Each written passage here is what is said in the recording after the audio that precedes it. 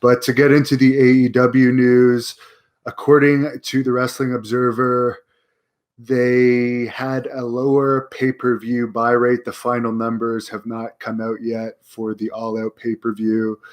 It looks like it might be about 28,000 buys. The real numbers will come out soon. Double or Nothing ended up being at about 39,000, so 11,000 more buys for the Double or Nothing pay-per-view.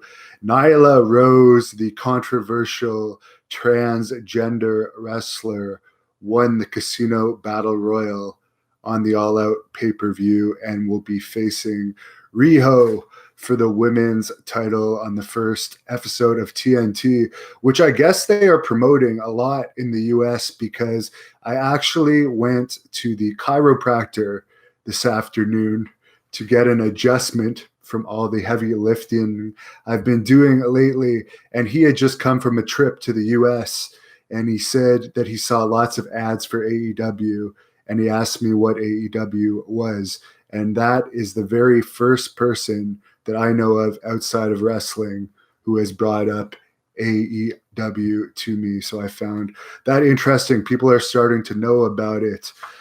In an interview with Hollywood Life, Chris Jericho claimed that he hadn't heard of anyone in NXT. I'll be perfectly honest, other than Walter, who I only know because of his match with PCO, I don't know any of the people in NXT really either. I don't know much about it other than what I read. Dean Malenko was at StarCast, and apparently he did an interview saying he's suffering from Parkinson's disease. So I was never really a Dean Malenko fan, but there's no question he was a talented wrestler, and I'm sorry to read that. Chris Jericho will be challenged for the world title, if he's still champion by then, by Cody Rhodes at the Full Gear pay-per-view in Baltimore, November 9th. Someone's commenting AEW's women's division is a struggle.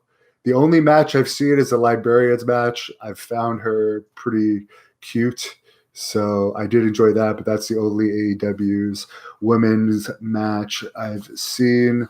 Oh, people are commenting on the transgender in AEW. I have not seen the transgender wrestler wrestle yet. That's unusual. I don't know what her level is. I do think that should almost be a separate, shouldn't be in girls wrestling, because a girl could get hurt with like a hard chop or a hard forearm. I know if I hit your average girl wrestler the way I wrestle, I would seriously injure them. So I think that the girls wrestling that were born women with the women genetics should have a separate division. And then if you're going to have girls that wrestle transgender wrestlers, if it's a larger transgender wrestler, they should really keep her away from the smaller women. In my opinion, for safety reasons, wrestling is a very dangerous sport, and it also depends on the style. If you're going to wrestle the Orange Cassidy goofy style where you're not connecting, that's fine. You can wrestle girls, but my style would never work against girls. So I don't plan on doing that unless it's no hitting involved. But I'm not wrestling anymore anyways.